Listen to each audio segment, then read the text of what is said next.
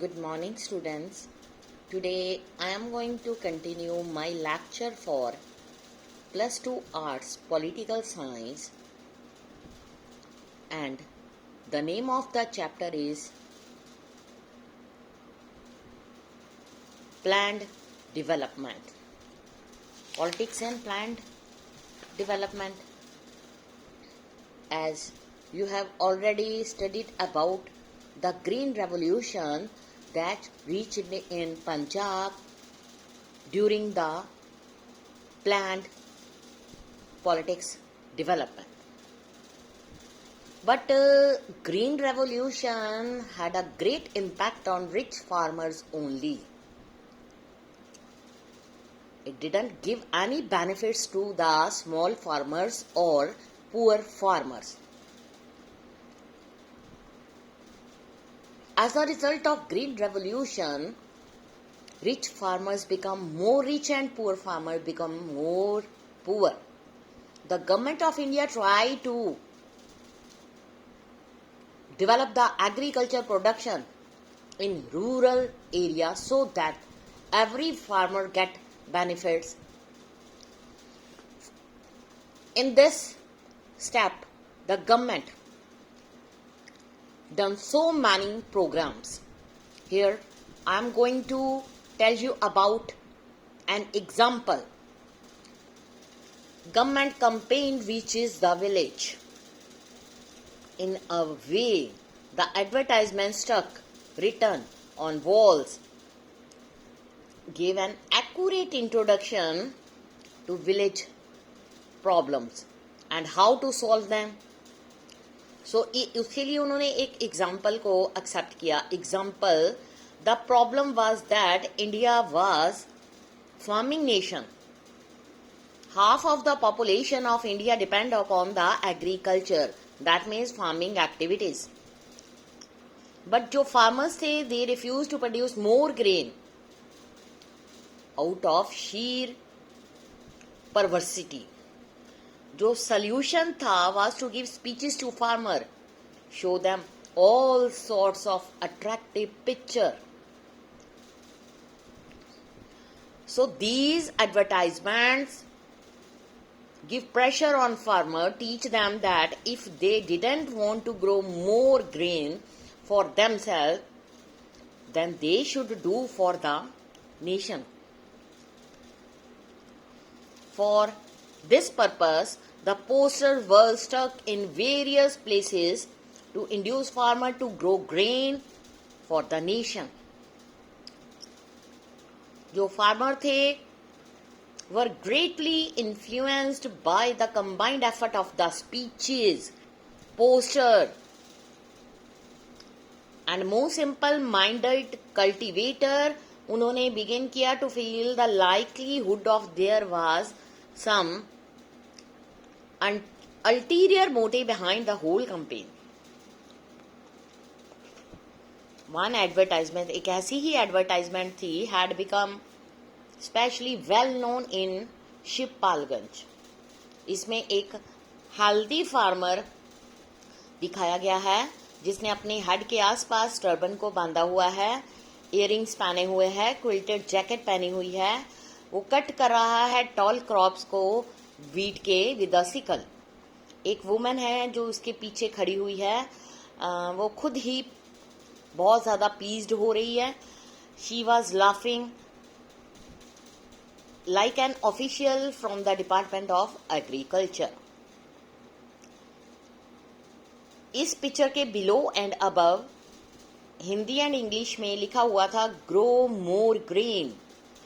Farmers जिसने earring पहनी थी, क्विल्टेड जैकेट पहनी हुई थी, who were also scholar of English, were expected to be won over by the English slogans, and those जो scholar थे हिंदी के by the Hindi version, and those who didn't know how to read either language could at least recognise the figure of man and laughing woman. Government को ये hope थी कि as soon as they saw the man and laughing woman, जो farmer हैं वो turn away from the poster and start growing more grain like man possessed.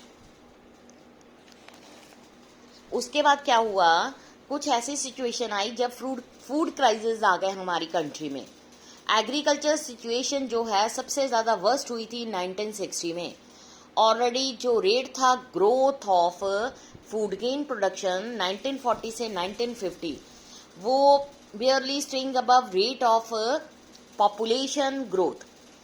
फिर उसके बाद क्या हुआ, बिटवीन 1965 से 1967 severe droughts occurred in many parts of the country. As इसके बारे में हम अगले चैप्टर में पढ़ेंगे। This was also the period when the country faced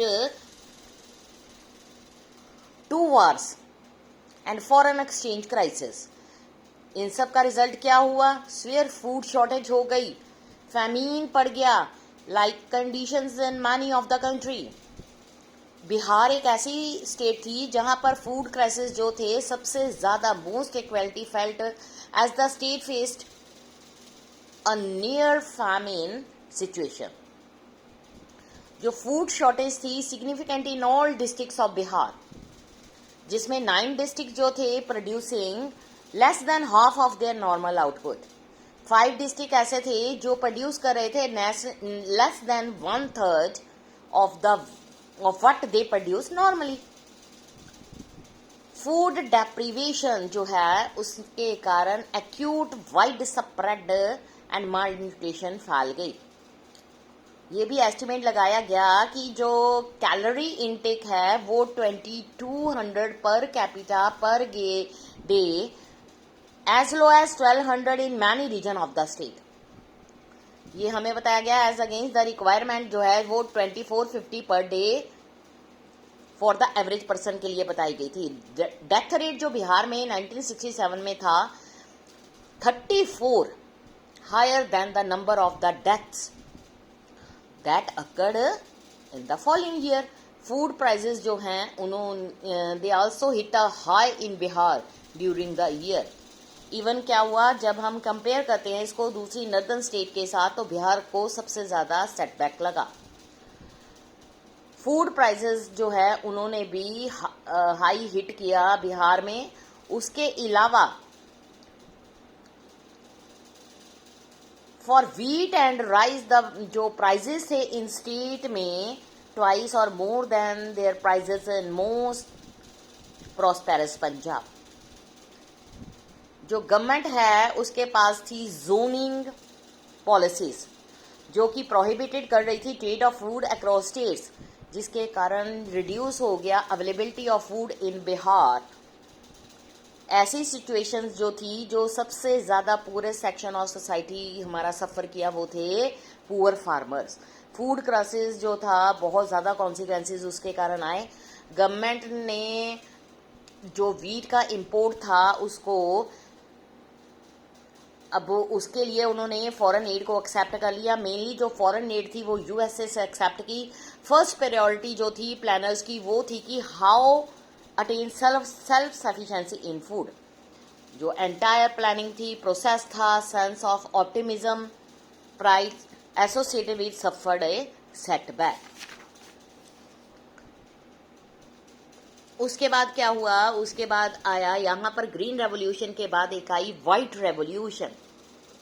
आपको सबको पता होगा, आपने टीवी में भी एक कार्टून देखा है अटली बटली डिलीशियस। ये है अमूल बटर की जो एडवर्टाइजमेंट है जिसमें एक लिटिल गर्ल ने बटर्ड टोस्ट को अपने हैंड में पकड़ा हुआ है। Did you know the behind Amul products lies successful history of cooperative dairy farming in India. Verghese Kurien, nickname as the milkman of India, उन्होंने एक क्रूशियल रोल प्ले किया in the story of Gujarat cooperative milk and marketing federation limited, जो कि अमूल को जिन्होंने launch किया था। आनंद एक टाउन है गुजरात में। अमूल जो है डेयरी कोऑपरेटिव मूवमेंट, यहाँ पर उसने ज्वाइन किया। 2.5 मिलियन मिल्क प्रोड्यूसर जो गुजरात के थे। अमूल पैटर्न जो है यूनिकली अप्रोप्रिएट मॉडल है rural development and poverty alleviation. उसके बाद spurring what has come to be known as the white revolution. 1970 में क्या हुआ, जो रूरल डेवलपमेंट प्रोग्राम जिनको ऑपरेशन फ्लड का नाम दिया गया वो स्टार्ट हो गए। ऑपरेशन फ्लड ने ऑर्गेनाइज किए cooperatives of milk producer, nationwide एक मिल्क ग्रिड को स्टार्ट किया with the purpose of increasing milk production, और उसके अलावा प्रोड्यूसर एंड कंज्यूमर को एक दूसरे के साथ लेके आए और उन्होंने बीच का मिडल मैन जो है उसको एलिमिनेट कर दिया। उसके बाद ये भी एश्योरिंग की कि जो प्रोड्यूसर है उनको एक regular income throughout the year मिलेगी। ऑपरेशन फ्लड जो था एक डेयरी प्रोग्राम था, it was dairying as a part to development, ठीक है। इसमें था generating employment, income for rural household, alleviating poverty. The number of member जो कोऑपरेटिव सोसाइटी के थे continue to increase with the numbers of women members. Women dairy cooperative society वो ही काफी इंक्रीज हो गई।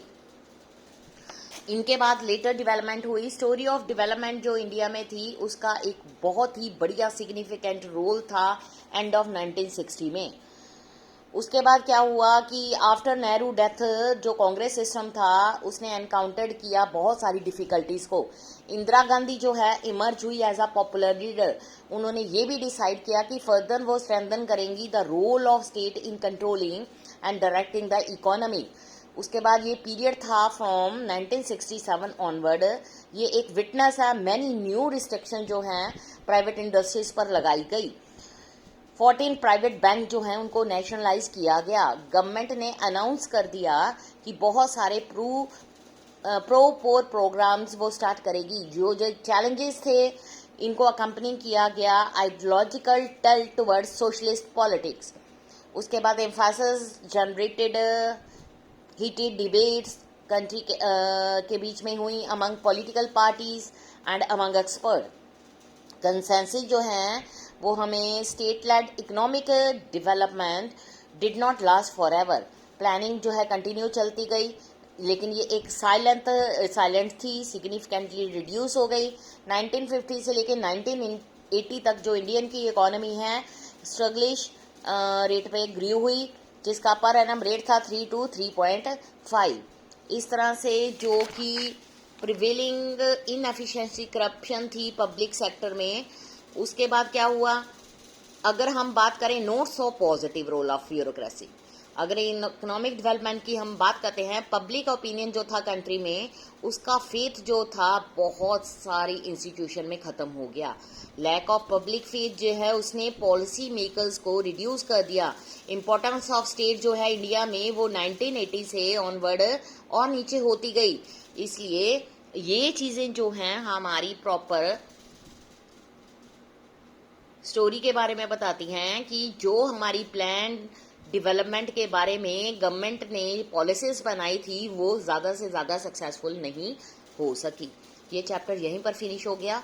नेक्स्ट हम अगला स्टार्ट करेंगे India's external relation, India's foreign policy. Thank you students.